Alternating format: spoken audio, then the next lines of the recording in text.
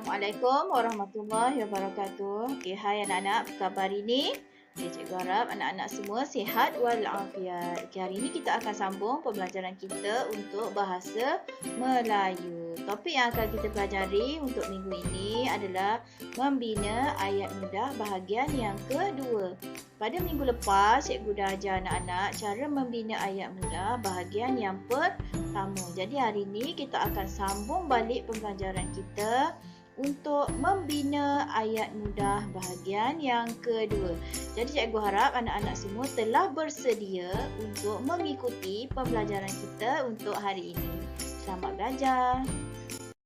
Okey anak-anak, sebelum cikgu terangkan dengan lebih lanjut tentang cara membina ayat mudah berdasarkan gambar, okey cikgu terangkan dulu cara menulis ayat dengan betul. Minggu lepas cikgu dah terangkan dah cara menulis ayat betul. Jadi hari ini kita ingat kembali apa cara yang betul untuk menulis ayat.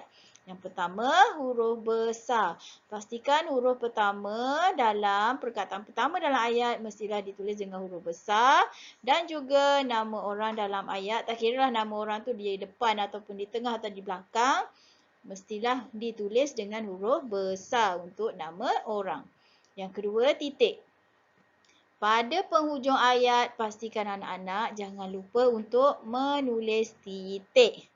Dan yang terakhir, pastikan dalam ayat satu perkataan dengan satu perkataan ada jarak. Jangan buat rapat-rapat. Kena ada jarak.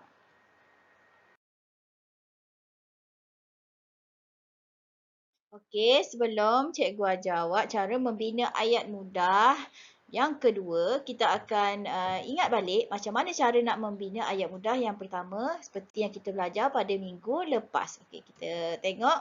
Okay, pada minggu lepas, cikgu dah terangkan kita menggunakan perkataan ini diikuti dengan objek dan juga seterusnya adalah siapa. Jadi, ketiga-tiga konsep ni kita akan guna dalam membina ayat mudah yang pertama. Ini objek siapa. Okay, contoh gambar di sini adalah keju. Jadi macam mana cara nak membina ayat mudah yang pertama? Okay, ini. Okay, yang kedua merujuk kepada objek iaitu gambar. Keju. Siapa merujuk kepada orang. Jadi siapa di sini adalah Mimi. Jadi bagi gambar ini, ayat pertama yang kita boleh bina, ini keju Mimi. Okey, sekarang kita tengok. Mula macam mana cara nak bina ayat yang kedua. Okey, sekarang kita akan belajar cara membina ayat yang kedua. Macam mana kita nak bina ayat yang kedua? Okey, kita akan menggunakan konsep siapa. Siapa ni merujuk kepada orang. Yang kedua adalah buat apa. Buat apa ni merujuk kepada perbuatan yang dilakukan. Dan yang ketiga, objek. Objek ini merujuk kepada gambar. Gambar yang diberilah. Jadi, kalau kita nak bina ayat yang kedua, pastikan anak guna konsep yang ni. Siapa diikuti dengan buat apa dan juga objek. Okey, sekarang kita tengok contoh yang diberi. Gambar di sini adalah gambar keju. Jadi, macam mana kita nak bina ayat kedua bagi keju? Tadi kita dah bina ayat yang pertama. Ini keju Mimi. Jadi macam mana nak buat ayat yang kedua? Gunakan konsep yang cikgu bagi iaitu siapa. Siapa merujuk kepada orang. Jadi, okay, perkataan pertama yang kita boleh bina, siapa ini adalah Mimi. Mimi orang. Kalau tak nak buat Mimi boleh kita nak tukar kepada ibu, kakak, abang ataupun sesiapa sahaja.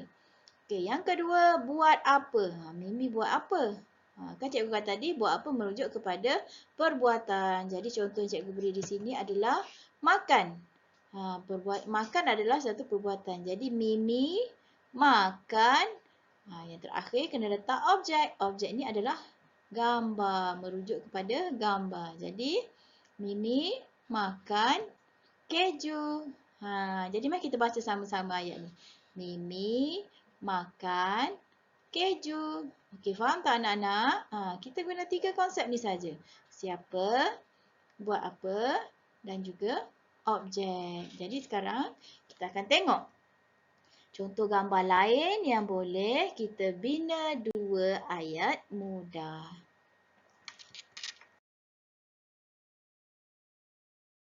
Okey, sekarang kita akan tengok contoh membina dua ayat mudah berdasarkan gambar yang diberi. Okey, kita akan menggunakan kedua-dua konsep yang telah cikgu ajar pada minggu lepas dan juga pada hari ini.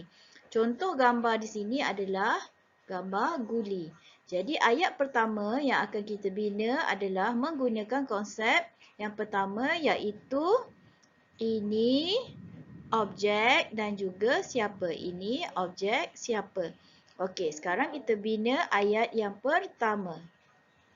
Ini objek merujuk kepada gambar iaitu guli Ali. Jadi ini objek siapa? Ini guli Ali. Okey, ini adalah ayat yang pertama. I adalah huruf besar bagi permulaan ayat. Nama orang juga huruf besar dan juga ada jarak di antara satu perkataan dengan satu perkataan.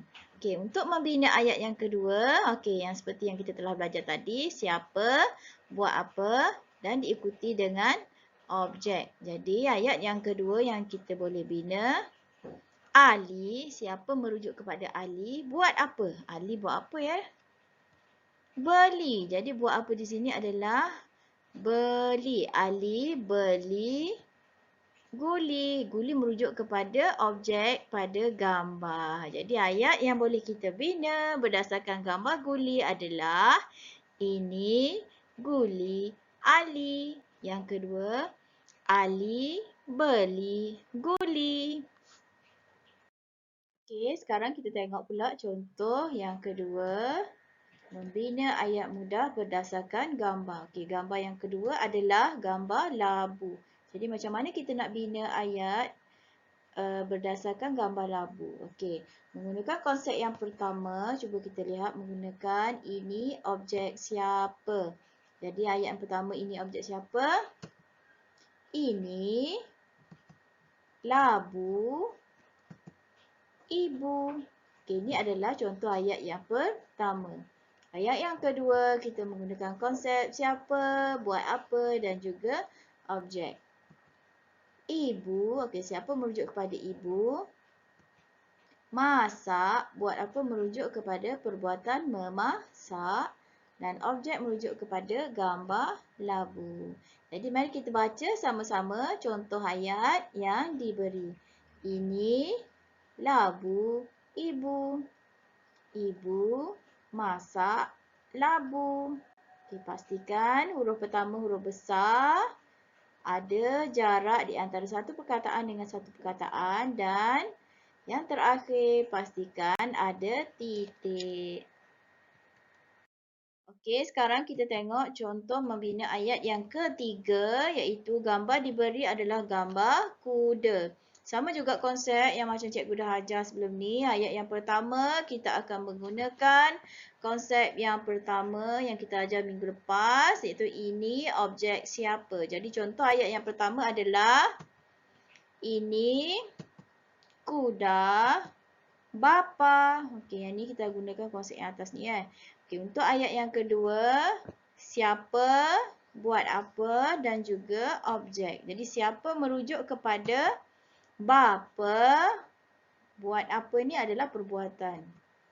Belah dan objek merujuk kepada gambar.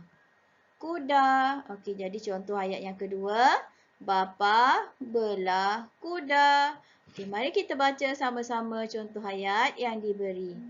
Ini kuda bapa. Bapa belah kuda. Pastikan huruf yang pertama dalam ayat kena buat huruf besar. Ada jarak di antara satu perkataan dengan satu perkataan. Dan yang terakhir, jangan lupa untuk letak titik di belakang ayat. Okey anak-anak, itu saja pembelajaran kita untuk hari ini. Jadi jangan lupa untuk buat tugasan yang cikgu beri iaitu bina dua ayat mudah berdasarkan gambar. Ayat tersebut mestilah menggunakan konsep yang telah cikgu ajar dalam pembelajaran kita untuk hari ini. Jadi selamat menyiapkan tugasan. Jumpa lagi untuk pembelajaran yang seterusnya. Assalamualaikum. Terima kasih.